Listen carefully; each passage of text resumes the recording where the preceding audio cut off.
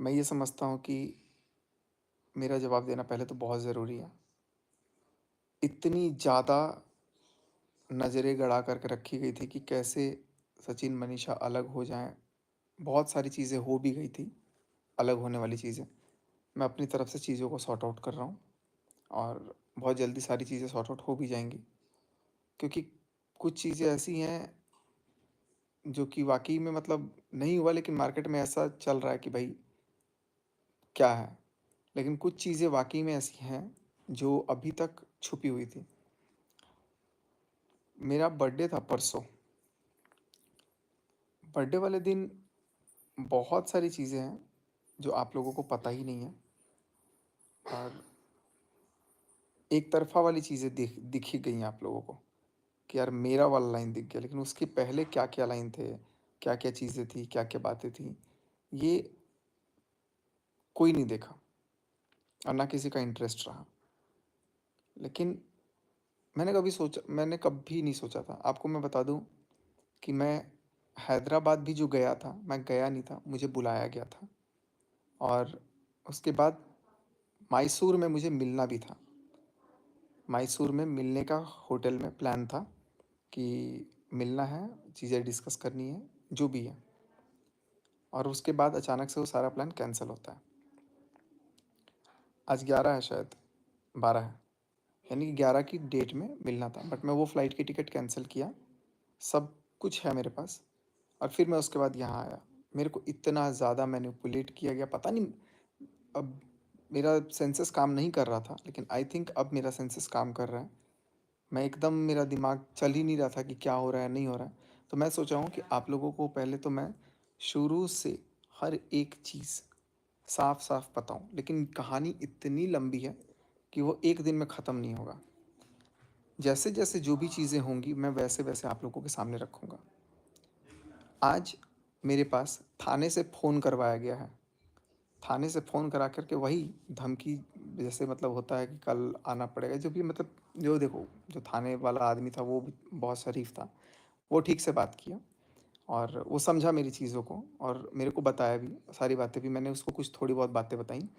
लेकिन पूरी बातें तो मैं अभी वीडियो में डाल दूँगा, क्योंकि कल को क्या पता, कल को मेरे को, क्योंकि बड़े-बड़े वकील लोग हैं साथ में, तो वो लोग कहीं शायद मेरे को अरेस्ट करवा दें, मैं जेल के अंदर रहूँ। हमने कभी वकील नहीं देखे हैं और हमारे घर में कोई वकील है नहीं, है ना? तो मेरे ऊपर पुलिस केस किया गया है और मेरे ऊपर एक चीज़, पहले बहुत लोग मनीषा को लेके वो है कंस्ट्रेंट रखे हुए हैं, तो मैं आपको बता दूं कि मनीषा बिल्कुल भी कहीं नहीं जा रही है, मैं जाने नहीं दूंगा। मैंने गलती करी है, मैंने जो गलती करी है, मैं उसको, उसके लिए मैंने उससे बहुत माफ़ी भी मांगी है। सारा कुछ होगा और सब टाइम लग, थोड़ा बहुत वक्त है, चलो थोड़े बहुत में ठीक ठीक कर लूँगा मैं, और बहुत बेहतरीन तरीके से ठीक करूँगा। जो इस पिछले 1 डेढ़ साल में हुआ है ना, मैं उसका 10 गुना उसको दूँगा, वाक़ई में 10 गुना दूँगा। और अभी चीज़ें थोड़ा-सा कॉम्प्लिकेटेड हैं, अभी मुझे ऑनेस्टली बताऊँ तो नहीं पता कि आगे क्या होगा, लेकिन मैं अपनी तरफ से ये पूरी कोशिश करूँगा कि ये चीज़ें वापस सब ठीक हो जाएँ, ठीक हो भी जाएँगी।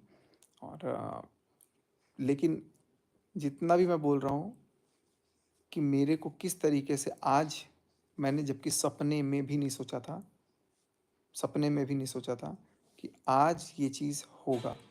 आज उस इंसान ने फिर से धोखा दिया, और धोखा क्या किया, मैं सपने में नहीं सोच सकता हूँ कि वो इंसान जा कर के मेरे नाम का कंप्लेंट करेगी। मुझे एकदम, एक तो चोरी, मैंने जैसे गलती करी, मैं आपसे माफ़ी माँग रहा हूँ, अपने दर्शकों से माँग रहा हूँ, अपने सारे रिएक्शन चैनल वालों से, अपने सारे यूट्यूबरों से माँग रहा हूँ। मैं फ़ोन भी नहीं उठाया, मैं मनीषा से माँग रहा हूँ, अपने घरवालों सबसे माँग रहा हूँ मैं माफ़ी, और सोशल मीडिया पे आके माँग रहा हूँ। मैं गलती है, ठीक है, मैं मान रहा हूँ, तो मैं माफ़ी माँग रहा हूँ। मुझे अब बहुत लोग माफ़ करेंगे, बहुत लोग कहेंगे कि माफ़ी के लायक भी नहीं है। शायद इसीलिए मैं मनीषा के साथ भी नहीं रह रहा था, क्योंकि मेरे दिमाग में ये था कि यार मैंने इतना सब कुछ किया, मैं मनीषा के साथ कैसे रहूँगा? क्योंकि 1 डेढ़ साल से हमारे बीच में बहुत दूरियाँ थी। तो अब मैं नहीं चाहता कि उसकी लाइफ आगे ख़राब हो, उसको चीज़ों का वो लगे कि नहीं, अ, ये इसने तो बहुत गलत किया, ऐसे कैसे अब ये हो सकता है, ऐसे कैसे चीज़ें ठीक कर सकता है, या जो भी है। लेकिन आज मैं दिल से फिर से एक बार उससे माफ़ी माँगा हूँ और मैं उसको मना लूँगा। मुझे पता है वो मान भी जाएगी, नहीं भी मानेगी तो उसको मैं खींच के ले आऊँगा, और नहीं अगर हो पाया तो कोई बात नहीं, मैं अपनी किस्मत समझ करके अब मैं क्या कर सकता हूँ। बट कोशिश पूरी रहेगी कि सब ठीक हो, और जहाँ पे सब बड़े हैं, सारी चीज़ें ठीक होंगी। Anshu! Anshu! Anshu!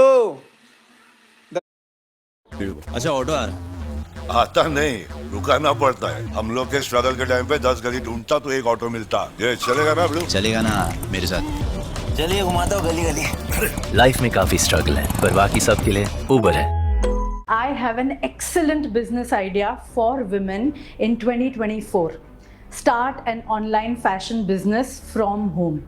It doesn't matter if you do not have fashion background or business experience. You can still set up an online clothing, jewelry, home decor or accessories brand and run it from the comfort of your home and earn lakhs in revenue. Sounds too good to be true, right? Well, it's not, and I have a perfect game plan for you. Hi, I'm Harvi Shah, a fashion business coach and founder of Bling Bag, an online jewelry store worth rupees 20 crores in revenue and more than 1 million followers on Instagram. In my upcoming masterclass, I'm going to teach you exactly how can you set up a profitable fashion brand from home in just 90 days. Right from picking up which products to sell to where to get these products from pricing strategy to customer attraction without spending big money. Everything that you need to know in order to set up a profitable fashion brand and build a solid foundation so that you can start earning in lakhs. More than 8,000 women have used this blueprint and started their online businesses, and they have started generating lakhs in revenue. And you can do that too. If you are ready to build your profitable fashion business in 2024, then I have an invitation for you. Click on the link below and register for my masterclass so that I can share my secret recipe with you and help you build your profitable fashion business from the comfort of your home. Click on the link below, register, and I will see you inside the masterclass.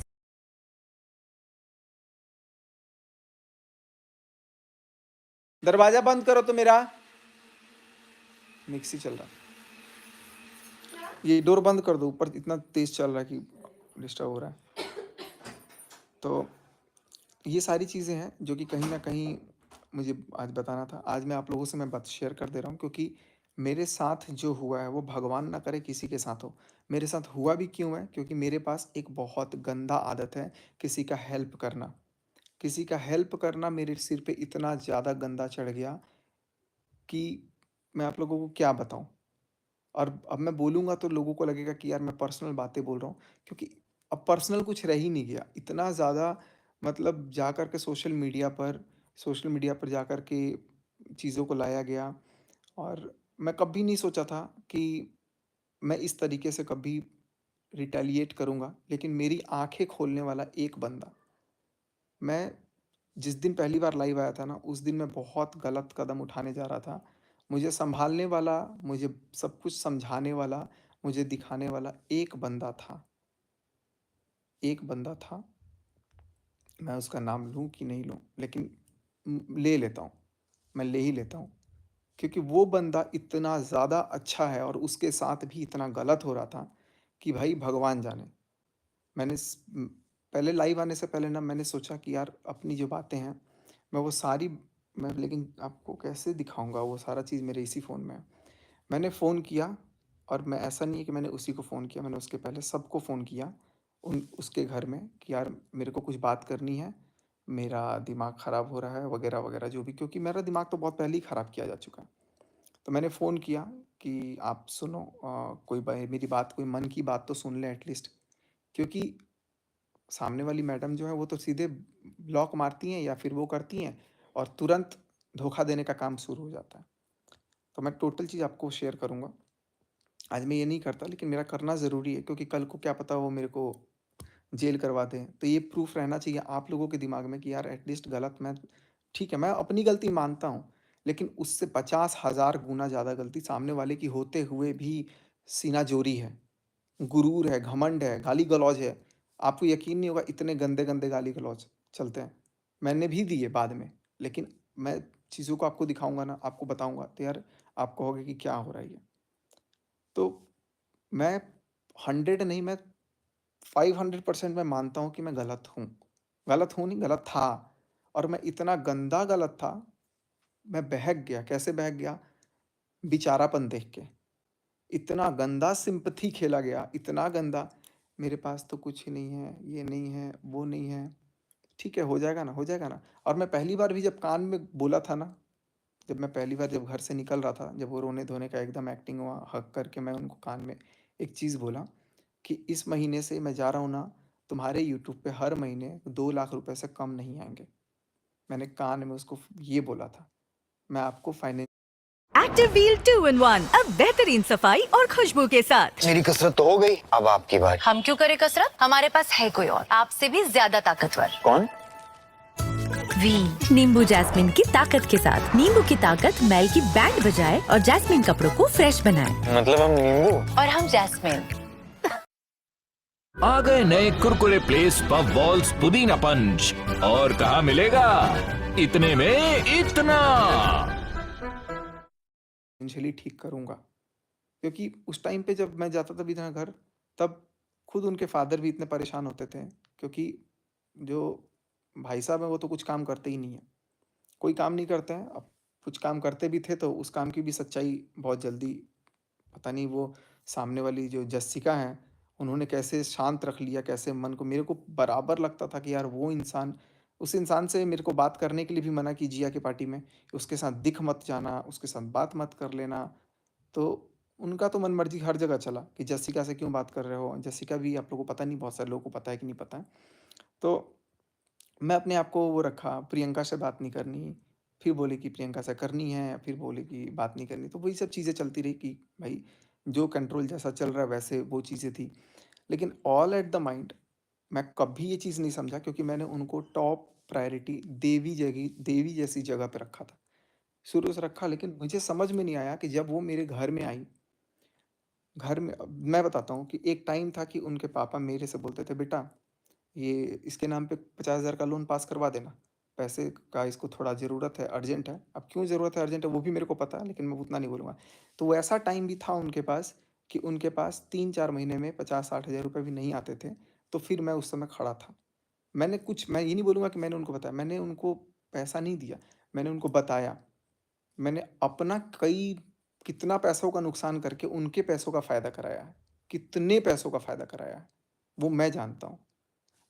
मैं आपको ये भी बता दूँ, उनका मेरे को नफ़रत नहीं था, उनकी फ़ैमिली बहुत अच्छी थी। भाई-भाभी इतने अच्छे थे, हर जगह सपोर्टिव।